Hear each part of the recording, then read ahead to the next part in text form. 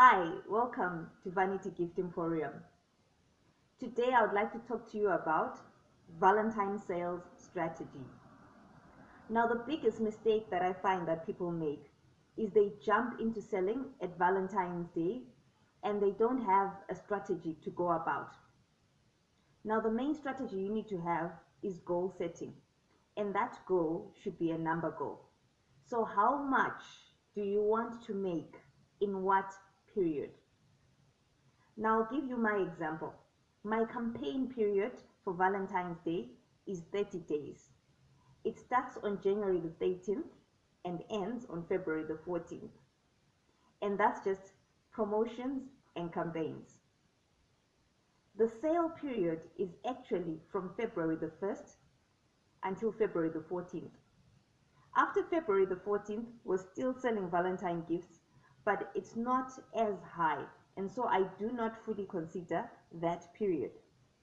Unless maybe there is a shutdown of some sort during Valentine's Day, or maybe Valentine's Day happens at a time that is inopportune for most people to come and purchase it.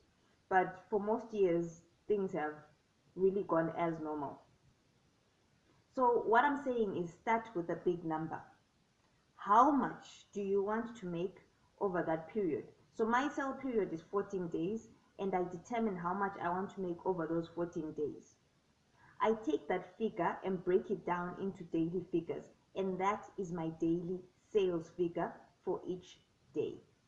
Now, don't worry too much if on day one you don't hit your target, but basically by day 6 you should be reaching your target and more to compensate for the first days which were not busy. Now, where I live in Zimbabwe, people will always buy last minute. I have very few clients who come in January. Most of the clients who come in January are either going to be traveling during Valentine's Day, or they're actually coaching clients who want to be coached for Valentine strategy. So from that big number goal, you now have daily sales targets. And if you're not near your daily sales target, this gives you the opportunity to now implement a different strategy for the next day. So I'll give you an example. Let's say your main marketing strategy is to advertise on Facebook. And so day 1, day 2, and day 3 roll along, and you are not getting any near to your target. Change strategy. Maybe print out some flyers and send them out if you're localized in an area like I am. You might also want to now start sending direct messages to people on your social media platforms and also on your WhatsApp. Now, where I live in Zimbabwe, WhatsApp works a lot. Almost all my clients have got WhatsApp, and the ones who do not have WhatsApp have at least a cell phone where I can send them a text message. I actually have clients that I've worked with for years and years, and I know they're going to forget about Valentine's Day. So as soon as February starts, I'm going to send them a message reminding them that you need to buy a gift for your wife, you need to buy a gift for your husband, you need to buy a gift for your daughter, etc. And that's how I garner some sales. So what you'll realize is going into February, I already have some definite sales. Because the thing is, you want to be grooming your clients. And so I know those clients will always come back to me, unless if they move away or they pass on or something like that. But otherwise, it's basically my home market. But I also want to attract other clients. And that's why it's important that you set a target and you chase that target. Now, the important thing about your strategy is that it must meet your goal. And that's why we use the targeted daily sales. So set your goal, your money goal, the gross amount you want to make for Valentine's Day, and then split that into daily targets. So you will make X amount of dollars per day for your Valentine sales, or whether it's services, whatever it is that you do. And it doesn't have to be sales on the day. It might be confirmed orders. So for example, I know people who bake cakes for Valentine's Day, and in most cases those cakes are being picked up on Valentine's Day. Or maybe you're hosting a dinner, so maybe you're just selling tickets, or people are making bookings, and you actually get the cash on that day. Now, a very important thing. Now let's talk about stocking. So we've got this big figure that we have. for a certain time period. So for example, let's say you want to make about, let's say $3,500 in 14 days. Okay. So the important thing is stocking. You cannot go and buy goods worth $500 and expect that you're going to make $3,500. Now, granted, it depends on your profit planning and your pricing strategy. But generally, in my field, in my country, that doesn't work. We work with, at most, if you are going to make a very large profit, it's about 300%. And remember, most of what we're doing is value addition. Now, when I say value addition, I'm talking about things like these. So I purchased these products, I put them in the box, I put a bow on them. So this is value addition. So when I sell this to someone, I'm selling my creativity, I'm selling the products inside, and I'm also selling packaging. So this is value addition. And remember, value addition takes time. So make sure you always get compensated for your time. So when I go and stock up, I'm not only considering these products, I'm considering the packaging as well and the amount of time it's going to take me to create this. Now, when I work with value addition, it takes me about, I start working it as from July. Basically, because Valentine's campaign is my biggest campaign of the year, I'm doing Valentine's, as soon as Valentine's ends, I'm starting for my next Valentine campaign. And I'll tell you why. When you are stocking up, you will have periods during the year where your cellophane is cheaper, where your ribbon is cheaper. After Valentine's Day, red ribbon becomes cheap. That's the best time to buy it. I've found that after Mother's Day, cellophane paper prices dip down, and I import myself in. So I have to be checking the prices all the time. And when I get it at its lowest price, I have to immediately get it in. So your strategy is always ongoing. That's why you should always have that big number. And you will always have that big number because, let's say, for example, your big number for this year is 3,500. If you hit that number, that means that in the following year, you have to aim for a larger number. So as soon as you finish Valentine's Day and you're doing your Valentine's Day post-mortem, you already know whether you succeeded in reaching your gross income, that's the big number goal, or you didn't. Whether you're profitable is a whole different issue. So for now, we're talking about gross income. So if you surpassed your target, that means the following year you want a bigger target. That means you're going to spend more on stocking up, on the actual things that you sell and materials. And if you're into value addition, you're going to spend more time. Now, there are gift coordinators who don't take the value addition approach. They just sell ready-made products, so they have it easier. But again, that stocking procedure must take place throughout the year because this type of things are going to be cheaper after Valentine's Day. So you're already starting the next season and you know your big number. So if your number for this year is 3,500, you finish Valentine's Day and you hit your number, then you know immediately next year you have to hit a bigger number. Now it's now up to you to set what that number is. Is it 3,600? Is it 4,000? Is it 4,200? All right. Now what happens if you don't hit your number? If you don't hit your number, the main thing to do is your post-mortem. But get me right here. Even if you do reach your number and surpass it by 200%, you still want to do your post-mortem. You need to know what you did right, and you need to know what you can improve on, and you need to know what else you did wrong. So if you do hit your number, aim for a bigger number for the next season. If you didn't hit your number, aim for that same number and aim to surpass it. All right. So you need to be correcting your mistakes or you need to be getting better. It's one of the two.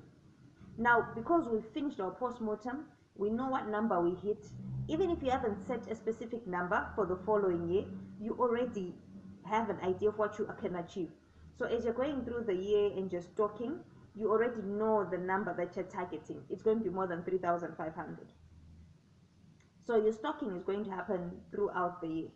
Okay, so if you're someone who's ever done a Valentine campaign, then you definitely know that your stocking is throughout the year. Stocking for Valentine never stops. Like I said, in my area in Zimbabwe, this is the biggest gifting season of the year. So let's recap. So first, we start with a number goal. We break it up into a time period where we have daily goals. And then we stock up throughout the whole year. All right, so that's 3. Number 4, I'm going to talk about the post-mortem. So you have to decide when you want to do your post-mortem, and it will be determined by when your selling period ends. For example, I said earlier in this video that my selling period is February the 1st until February the 14th. Now, as soon as February the 14th hits, I can start working on my figures and I start on my post-mortem. And the post-mortem is basically asking, what did I do? Did I hit my goal? Yes or no? Now your goal is a gross income goal. It's not net income. That means when I say gross income, it means it's all the money that you brought in. We don't know whether you were profitable or not. So first of all, did I hit my gross income? Yes or no? Secondly, what did I do right? Was it my marketing strategy? Was it my staffing? Was it my stocking? What did I do right? All right. And then the third aspect that you have to be looking at is, what did I do wrong? So I'll give you an example. If a client makes an inquiry about a product and they don't come back to you, you need to be able to see, is it because your product was priced highly? Was the client just a flaky client? What was it? Did you fail to convert the client? Did you fail to upsell the client? What did you do wrong? And guys, you could hit your goal and you could surpass your goal, but you still need to look at both things. Are there any opportunities that you didn't pursue? What was the weakness in your strategy?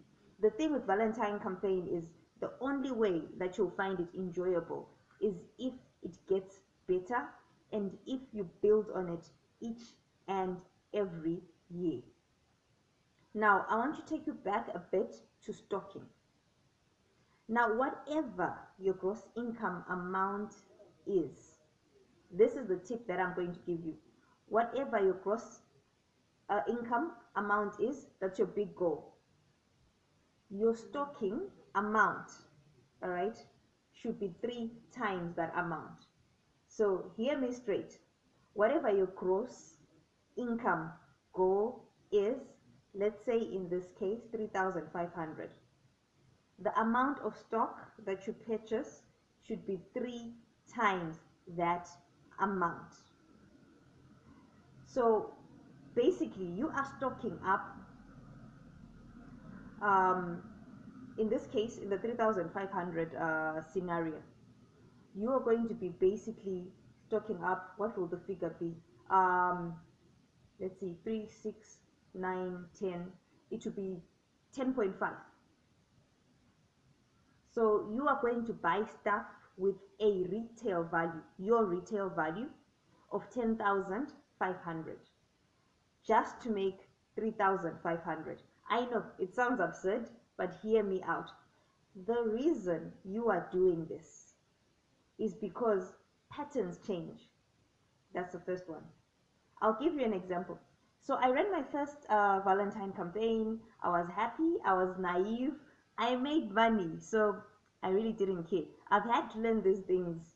Back then I didn't do postmortems, I was just selling. But I did realize one thing. A lot of people came and they were asking for what they call love cups or cups that sing. So I'd seen those things, but in my mind they were very, how do I put this politely, childish. I didn't realize that was actually considered a big thing in the gifting industry. Like, this is what people expect. To them, it's romantic. It wasn't romantic for me, but it was romantic for the client, and the client is the most important person. So the following year, I brought them in, and they sold. Now the following year, I also brought in a lot of artificial roses, and they didn't sell. So here's the thing, you never know what people want in that year. Going back to the cups, my third campaign, no one was interested in the cups, and I had tons of them. So the first thing is, you never know what your clients want in that particular year. The fashions do change, especially now with the internet. I'll give you an example. I'm running my campaign this year, and I don't like making the candy bouquets, but I do them for specific clients, and I only make them, I customize for people. I'm not going to make a candy bouquet and put it on the shelf. I don't do that. But it is a thing that people are asking for. Now, because it's not an area that I want to explore, I'm not going to do a lot of it. But if a client comes within enough days before Valentine's Day, and I've got time and they can afford it, I will do it for them. But it's not something that I'm going to make and put on the shelf for people to buy. I'm not going to do that. So again, you need to be stocking up more than you intend to sell, because one, the fashions change. People might not want the bulk of your stock. Secondly, anything can happen. I'll give you an example. In 2022, I started my Valentine campaign, and we went into COVID lockdown. So I will be honest, that was the biggest campaign I have ever run. It was the most profitable, it was the biggest, because most people couldn't sell, and most people couldn't get their goods, most people couldn't advertise, because they haven't been building on that campaign. And so I had the advantage. I had stocked up the whole year. I had a client follow-up list, so I could communicate with clients. I actually didn't have to be in the shop. I could communicate with clients, and clients came to me. And because there were very few, I don't know if there was other people who were running Valentine campaigns. I would like to think they were. I was localized. I was in my town. It's a small town. And because I was able to give the service and give the products, my clients also referred other clients to me. So that was the biggest campaign I ever ran. I've sold out before, but I sold out, and I still had to run around looking for other things. Like, I had to get stuff from the supermarket. I was scratching about. I didn't have enough stuff. All right. So that's the thing. You need to always stock up more than. There's also the aspect of disasters can happen. Your stuff can get stolen. Stuff can get damaged. So it's always better if you have more than what you expect to sell. And a lot of people are afraid of stocking up for a certain period. So I'm going to tell you what you do. Now, I showed you this gift, right?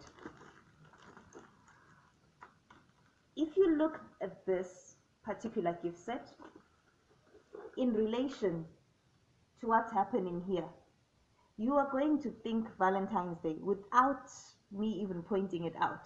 It screams Valentine's Day.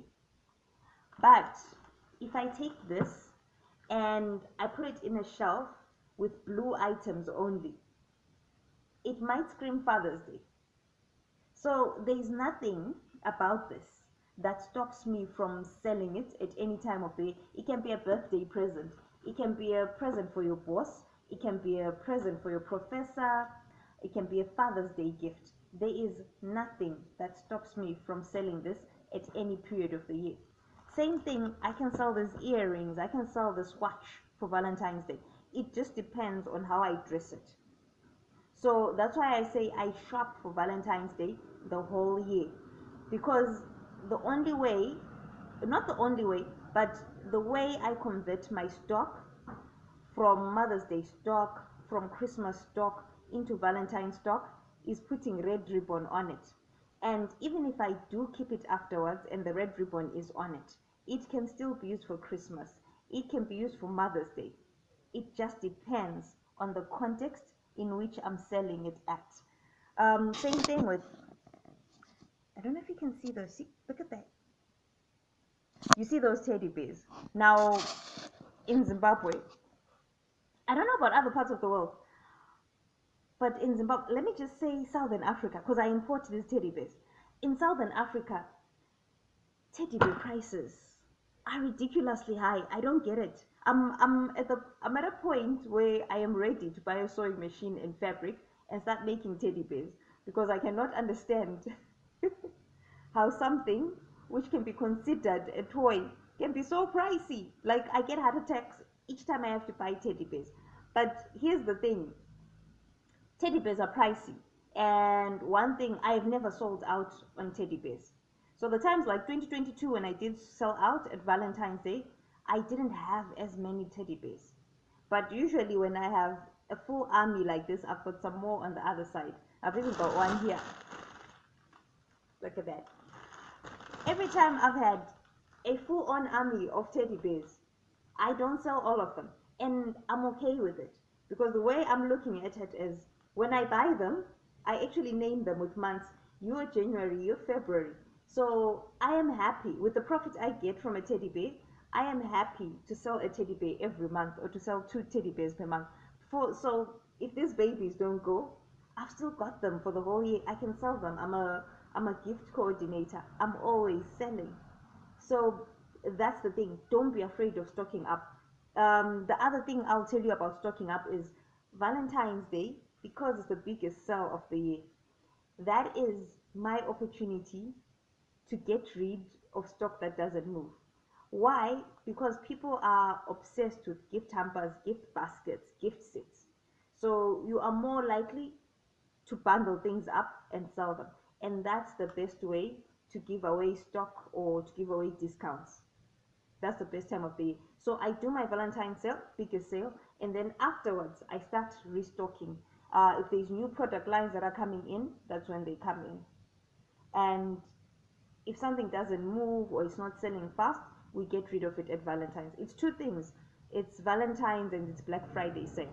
So it depends on how you want to do it. But I find that Valentine's Day is the best time to get rid of excess stock. So stocking up is really not a problem. It shouldn't be a problem. Uh, There are some people who choose to be seasonal gift coordinators. And I would advise against that.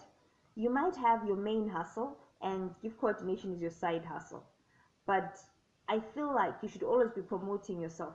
Even if you are not full on selling at that point in time, always be marketing, because there's always opportunities. There's birthdays, there's weddings, there is hand parties, stag parties. There's always an opportunity for a gift coordinator. And that experience, that communication with your clients will help you when you get to a gifting season like Christmas or Valentine's Day, because you will be the go-to person. So let me put all of this into a few sentences. So number one, the big goal, okay? That's your gross income. Focus on the big number. That's where your Valentine campaign starts. That's where it rotates. Take that big number and cut it up into daily targets for your sales period. That's how you will know if you are on point or you have to change your strategy. All right. Number two, stocking up. Make sure that you stock up throughout the year and stock up 3 times the value, all right, of your targeted gross income. So 3 times the value, all right. Number three, postmortem. After everything is done, make sure you do your postmortem.